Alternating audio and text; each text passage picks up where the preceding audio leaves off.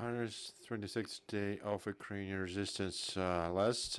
My name is Oleksandr we start the first briefing today, and we invite to take the floor Oleksandr Khorunzhyy, Officer of State Emergency Situation Service of Ukraine. Sir, please, the floor is yours.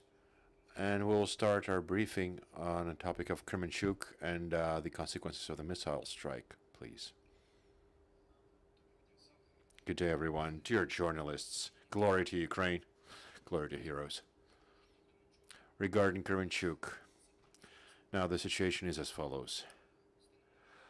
And this morning, the search and rescue works is conducted by our rescuers and other services, utility services as well. The place of where the mall was right now, we have data about 18 perished people and 2 people who died in the strike. One of them died in the hospital. In the place we found additionally 8 fragments of human bodies. And now about 75 or a little more % was removed of the construction of, was taken apart of the construction of the mall. Over 300 rescuers work on the spot, and 47 units of equipment of the rescue service is involved. Regarding the wounded, for medical aid, rests 61 person wounded. 26 out of them were put in the intensive therapy hospital. 26 are in the hospital. If you could switch the video on, please, from Kremenchuk.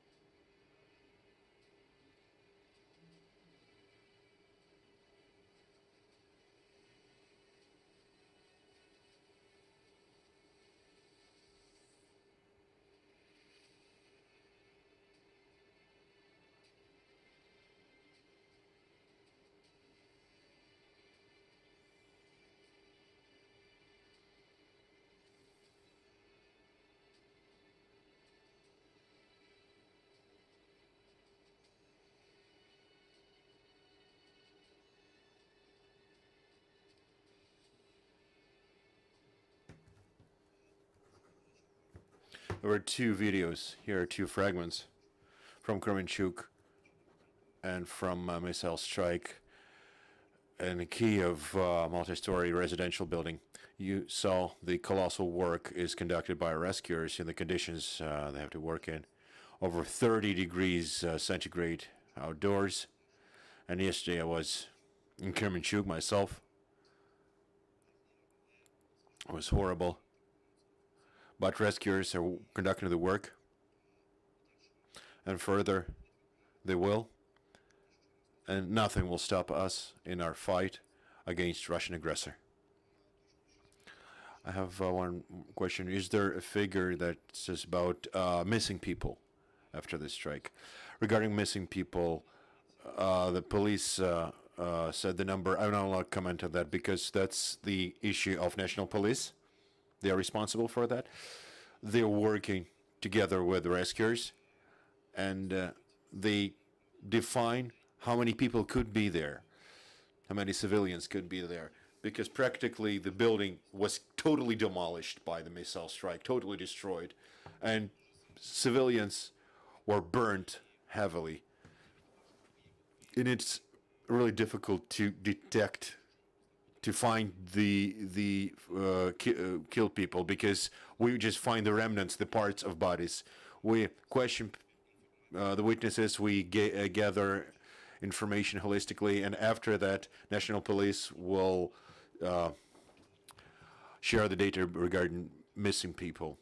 We can take the questions from the room, please. Microphones. Reno Dodenko, Ukrinform. Could you tell us what is the status of people who are in the hospital? How many of them are severely wounded, and what specialists work with them? As I've mentioned, all are in the clinics of intensive therapy of Kremenchuk hospital. There are different levels of traumas. I will not stop in detail because that's more of an issue of medics. But I can say that from severe to from really severe, but to light wounds. Anastasia Maritsina, Apostrophe TV. I have two questions. Russian propagandists, they spread fakes. Also, officials of Kremlin share fakes, like as if this mall did not work, as if there were no women and children there, and they share video as if there were males in the uniform. Could you explain to those males? Is that territorial defense, or did they just help put the lights out? And this first question, and second, about wounded and perished. Can you explain how many women, how many children, how many males out of them? First, about fakes. We're not surprised that Russia conducts propaganda. They just take the video from the context, they pull it out, and they show it as biased. All the services were working there in place. Also, territorial defense were working there to clear the debris as soon as possible. So the video probably was pulled out of that context. Regarding people who were there, at the moment of strike, the mall was working. There were no separately some males in uniform. There were just civilians, regular civilians, who were shopping, or who were just wandering about in the mall for other reasons. You know, why we go to malls or in our spare time. Civilians were there. And moving to other topic, the victims could be a lot less if everybody were following what they should have during the alarm signal, air alarm signal. It's very important because we're living in the times when we have to be aware, clearly aware of the threat and danger from Russian Federation. There is an alarm sign. Everybody has to leave the premises. If they're watching a movie in the movie theater, or if they're now taking just buying certain item from the shelf. No, there is a signal. Everybody's supposed to go out. And even if this mall does not have shelter or parking or cellar, they have to go to the object that has cellar or shelter. Could be cellar of a neighboring house or other shelter. Regarding victims, I will not say the statistics regarding how many children, females or males. I think it's best be done by medical services, and they will notify of the status of the wounded. Also, we have a question. Dmitry Rodidor, Espresso TV channel. Denis Monastyrsky said that today they'll finalize the works on clearing the debris, and he said that no living people would be there. Please tell us where the rescue service will finalize the work, and is there no chance that somebody survived there under the debris? And other malls, I have a question about other malls. We know that those constructions, they burn easily. Is there a plan to check or the malls in the capital and the regions for complying with the fire security to minimize the casualties? Thank you for your question. Well, regarding the minister, in a statement, yes, we operate quite fast, with fast dynamics. I recall that we involved the maximum amount of services, and 80% of debris was cleared and checked for bodies. Did somebody survive or not? We have dubious information, but most probably no. If you were there actually yourself, and if you saw the consequence of the strike, you would understand it's crystal clear. There is no building. It is demolished. It was demolished with an explosion wave, and also there was a fire, large-scale fire. Even the metal and glass were melting. In those conditions, it's impossible to survive. Regarding checks, we're in wartime. In wartime, no checks are conducted. We don't conduct those checks. If there will be requirements to do that, naturally, we will do this.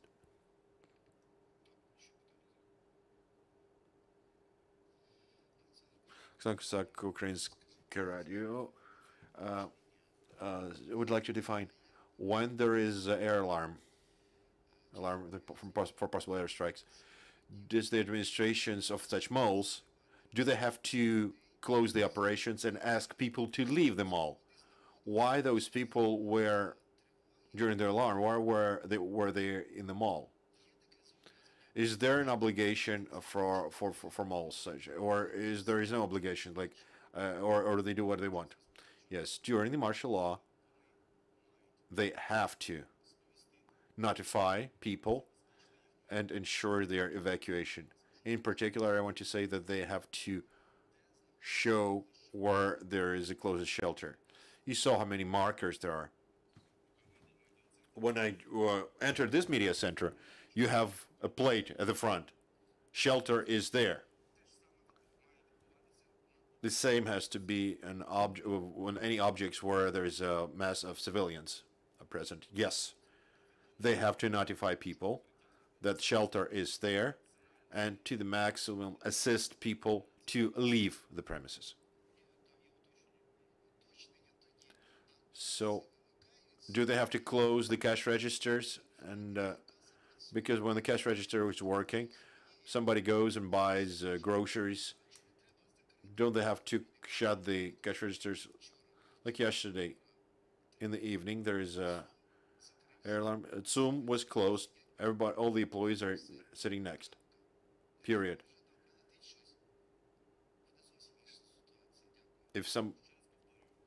I reiterate, the object has to be maximally assist the evacuation of all civilians from the premises. At that time, all the operations, watching or shopping or other things, have to be interrupted, and only after the air alarm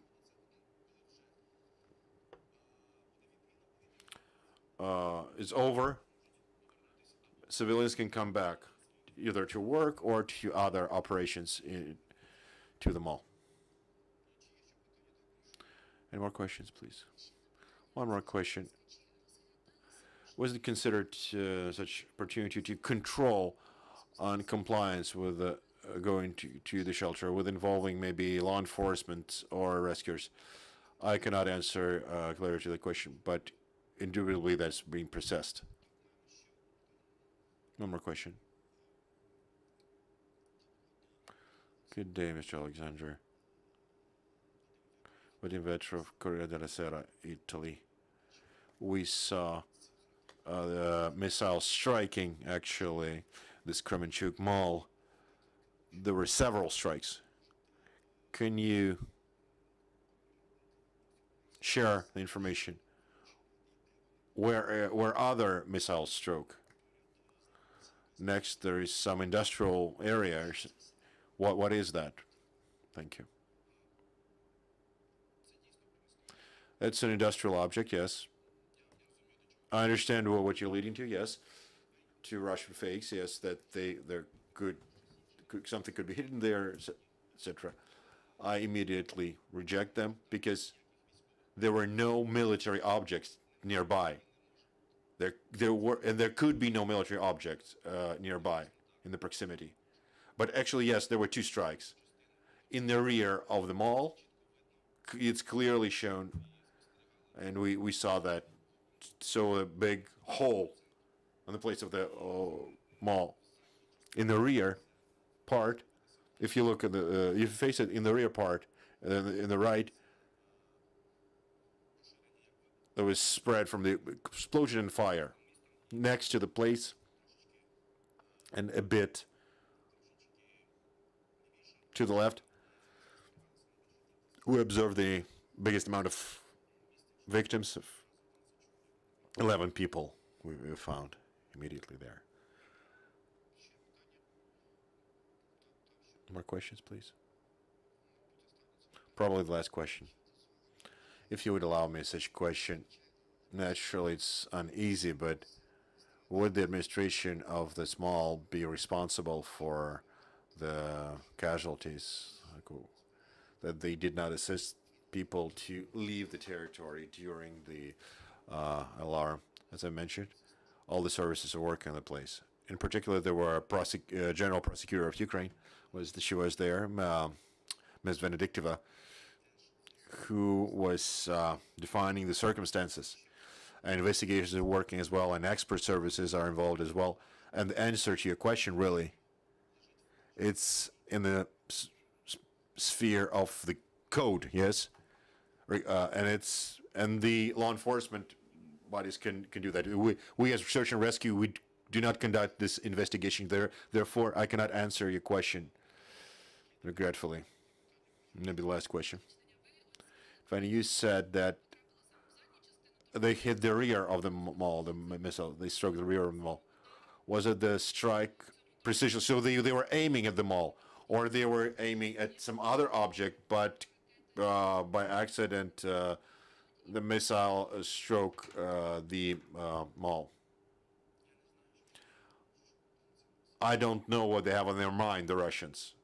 We cannot interpret what's in their head, where exactly they wanted to strike and how they want to do it. But what they did, that they used precision missile, X-22 missile, precision, high precision missile, to hit this mall. That's indubitably what they did. For sure, surely they know. Probably they knew what risks there are.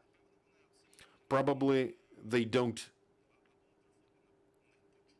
have any humanity or compassion or principles, because if you saw the video, next to this mall there are many residential buildings. I'm not speaking about the industrial object that was struck. I'm speaking about residential area, like it happened in Kyiv. Residential area. X-22, it's a Soviet high precision missile.